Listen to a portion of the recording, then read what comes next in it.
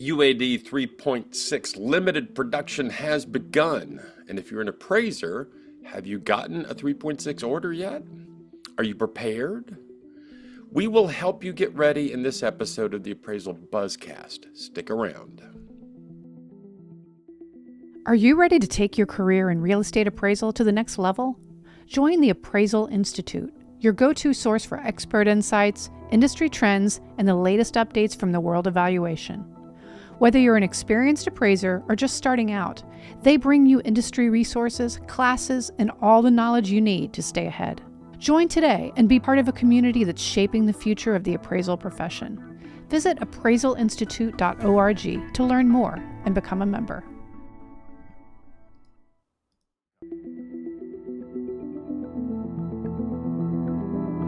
You're listening to the Appraisal Buzzcast with your host, Hal Humphreys.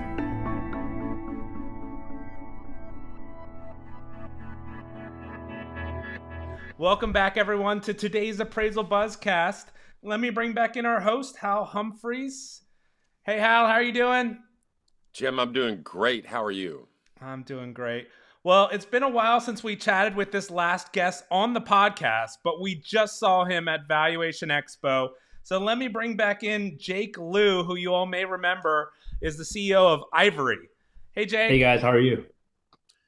Jake, man, thank you so much for taking the time to be with us. You know, we just ran into each other out in Las Vegas at Val Expo.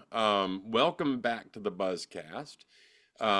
Let's do this real quickly. Remind our listeners how you got into this crazy industry of real estate appraisal. So it was 2013. Just graduated from Michigan State University, and at the time the job market wasn't the best. And a buddy of mine was actually working at an appraisal firm as a data entry analyst. And he asked me they needed a scheduler. So I actually started in this field as a scheduler, scheduling for a team of, I want to say 7 appraisers. Oh, wow. Totally going into this thinking it was going to be a stepping stone into a new job. And, 1 year turns into data entry. Data entry turns me into becoming limited appraiser, then becoming certified shortly after that, which, led me to Ivory. Awesome. Well, look, Jake, you were recently on the main stage at Val Expo talking about AI and some of the pros and cons. How do you think AI is going to change the appraisal industry? I think AI is already changing the industry. Companies like Recipe with computer vision, being able to upload a photo to an AI and having that AI pull relevant details from that photo is really impressive. I think natural language processing is a big one right now too, with an appraiser to be upload their text into an AI and have the AI rewrite the text into more and clear, concise way where the reader can understand it better. I know appraisers are already doing that right now.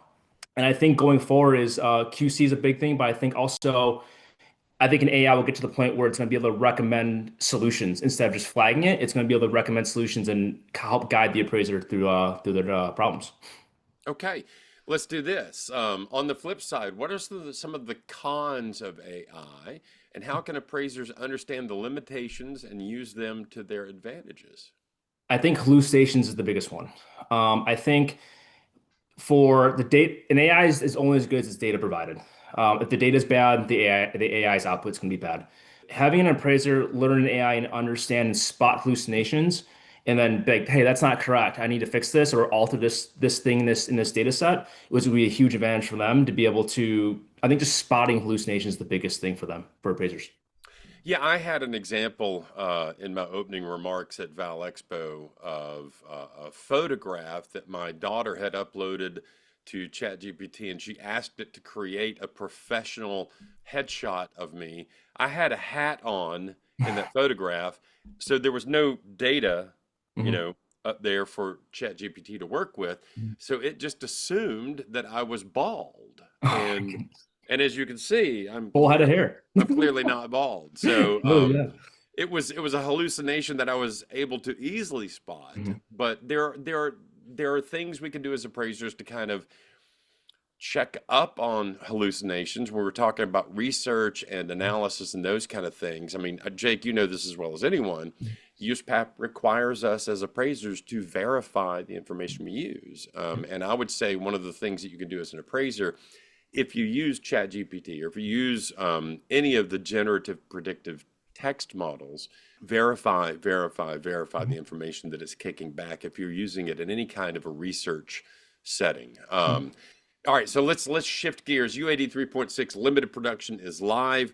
We won't know for a bit how quickly the adoption will begin, but your software was built with UAD 3.6 in mind, and worked backwards to cover some previous forms. What was it like designing the software with the future of this industry in mind? Oh, so much fun.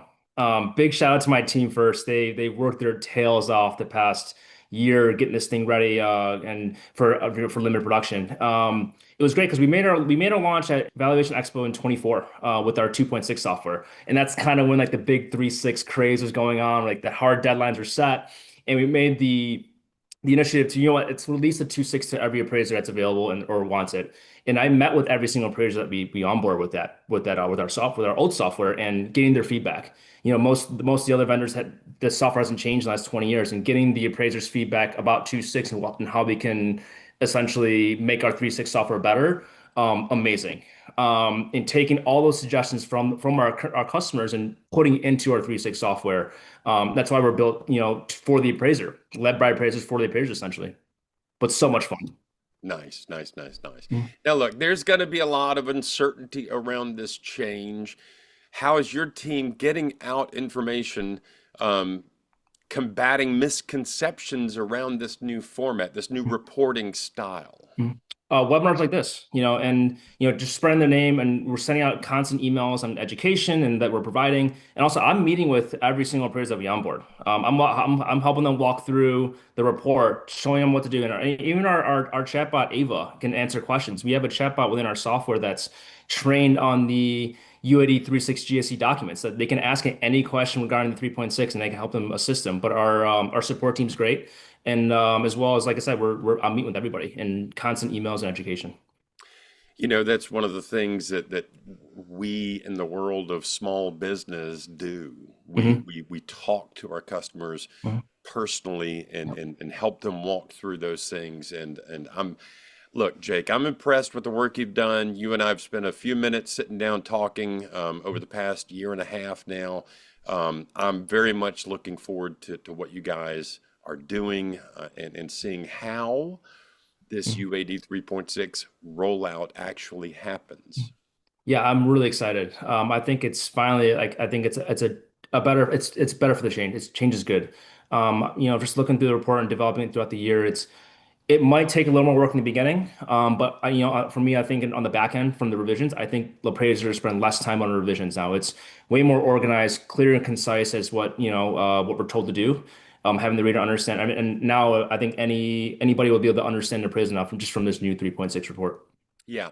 Just talk to me real quick, and I'm going a little bit off script here. And if we decide we don't want to use this, we don't have to. But from your perspective, what has been the most difficult part of getting this brand new software, this brand new tool up and running to the GSE standards? The amount of data points. It's a huge add-on from the previous 2.6, and having it dynamic. You know, certain things will only populate if you click one box here, and having that correct data point populate or disappear has been the biggest hurdle for us, essentially. And instant development in general. Those guys are. And talk to me a little bit, if you don't mind, about what does that development look like? I don't think I mean, I think we as appraisers oftentimes understand that software has to be coded and you have to have people working in teams to get things to work properly. But kind of walk me through, if you don't mind, Mhm. what does that coding process and that teamwork process look like for you guys? How do y'all approach that? So it's been really great. You know, we decided to keep everything in-house to our team. And there's multiple different aspects of the report. And we have the mobile app that's being built, designed for mobile. And then we have the desktop, or I guess the web browser app that's a set of developers. And then having to create the MISMO part and then the PDF part, and then exporting those into a zip file.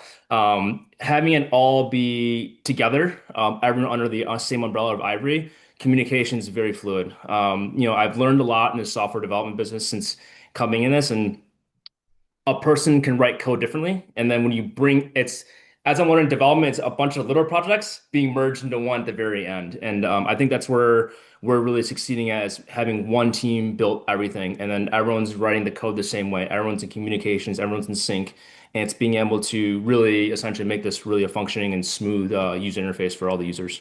Okay. One last question I have for you before we go to a commercial break. I have been a Mac guy Mhm.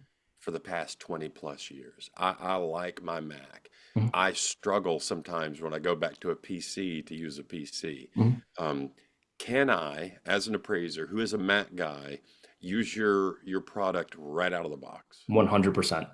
As long as you have Wi-Fi, you're good to go. We are fully web-based. You can even use it on an iPad if you want.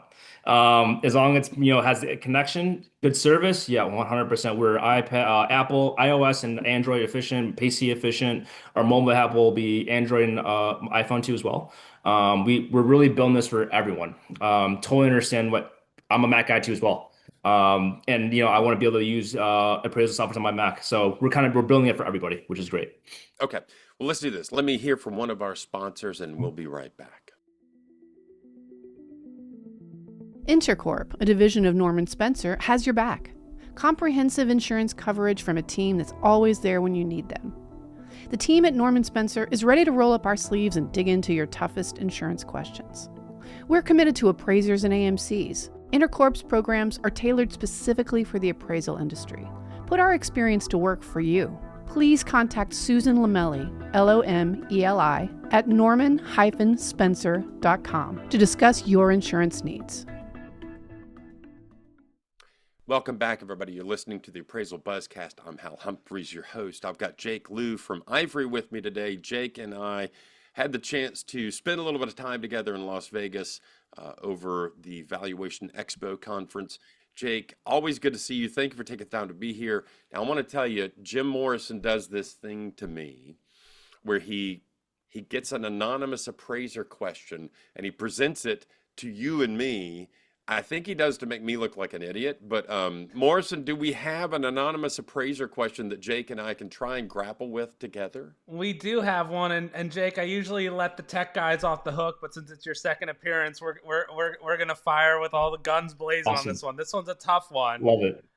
If we do have future comments, reach out to us at comments@appraisalbuzz.com or comment in the description below. So this one says, I accepted an appraisal order for a 1004 and completed the inspection. Now they're asking me to complete the appraisal under the new 3.6. Do I cancel the assignment? Can I convert it over once it's started? Is this a new assignment? I know it will require a reinspection. What should I do? Me first or you first? Oh, you go first, Oh, Jake. okay. Definitely a new assignment. I would ask for a new assignment because and definitely new inspection. The 3.6 requires a lot of data from the inspection, overall condition quality for interior and exterior. So that's going to take a little more time with the subject. The one's ceiling height, front door elevation needs to be taken. Definitely, I think new assignment because it's, in my opinion, it's a brand new scope of work, completely different. That's you The you just reports. you just said the key phrase that I think makes this a new assignment. Mhm. This is an entirely different scope of Mhm. work. Scope of work deals with things that have to do with research and analysis. Mhm. Part of your research and analysis, part of my research and analysis as an appraiser is when I'm at the property observing the condition, I'm now agreeing to observe the condition of specific parts inside the house and Mhm. outside the house in a more detailed way. So I think it definitely is a new assignment Yep. and would fall under the category of we've got to get a new assignment together. Not only that, Jake, I mean, I'm guessing, and again, I'm not a software guy. We've talked about this a little bit. I'm a Mac guy. I like things that are super easy to deal with. Mhm. I'm just going to guess that taking my 2.6 report and converting it to a 3.6 is not really that easy to do. No, definitely not. We feel this question all the time where, oh, can I convert things over? And yes and no. The 3.6 reports requiring so many more data points, you're gonna have a lot of empty spaces within that. And for me, I like starting a report completely blank. I don't like things spotted here and there. That's where you're missing things. Yeah, brand new report. I definitely don't recommend converting it. Okay, very good. Jim Morrison, did we answer your anonymous appraiser question in a satisfactory way? Yeah, I think that's good advice for all the appraisers that are going to be dealing, and the lenders that are dealing with this change, how you need to ask for this. And if an appraiser said it's a completely new assignment, it is. So you need to understand that. I think realistically, the lenders that are doing 3.6 ordering right now are going to be paying really close attention to how they order the appraisals up front. So I don't think you're going to run into this situation very often. But if it does, I would just say, hey, we've got a whole new assignment. We've got a different scope of work. We're going to have to, as my grandfather would say, we're going to have to lick this calf again. 100%. I agree. Jim, do we have anything else we need to cover today? Oh, one thing before we go, you're going to see Jake demo Ivory at Appraisal Summit, September 27th through 28th. So if you're interested in seeing it and you want to dive into how to do this new UAD, you can check him out there. Appreciate it. We'll be there. We're super excited to be at Summit. It's going to be our first year this year, and we're really excited. My team and I will be there, and it'd be great to connect with more appraisers around the country. Looking forward to it. Jake and Hal and Jim Morrison in Las Vegas 2 times within just over a month's time. What could possibly go wrong? Definitely. If we have nothing else, for Jim Morrison and Jake Lew, I'm Hal Humphreys, and that is your Appraisal Buzzcast for this week.